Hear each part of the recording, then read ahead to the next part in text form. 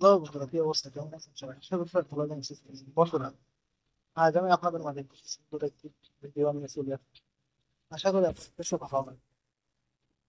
আমরা প্রতিনিয়ত দেখি মানুষ ঘর বাড়ি তৈরি করে, তার জন্য সিমেন্টের প্রয়োজন আছে। সেই সিমেন্ট গুলো কত পরিশ্রম করে তৈরি করে সেটা কি আমরা কখনো ভেবে দেখেছি? দেখেন, কত না সৌন্দর্যময় ভাবে তৈরি করছে সিমেন্ট গুলো। সেটার জন্য অবশ্যই পরিশ্রমের প্রয়োজন আছে। পরিশ্রম ছাড়া কখনো এগুলো সম্ভব না।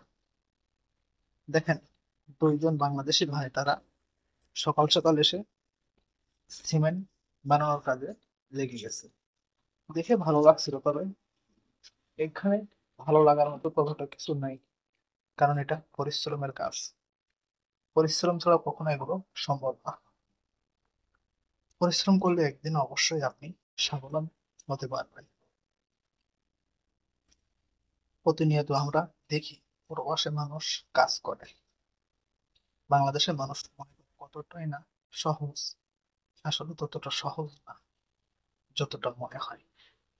যাই হোক, দেখেন, প্রথমে পানি দিয়েছিল, তারপরে সিমেন্ট, তারপরে এবার বালু দিচ্ছে।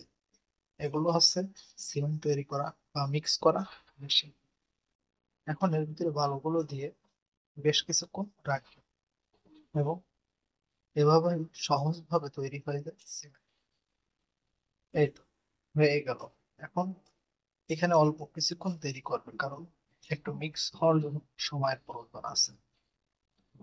কত সহজভাবে দেখেন, অল্প সময়ের ভিতরে 1 ইঞ্জিন মেশিন বা 1 ইঞ্জিন সিমেন্ট তৈরি হয়ে গেল।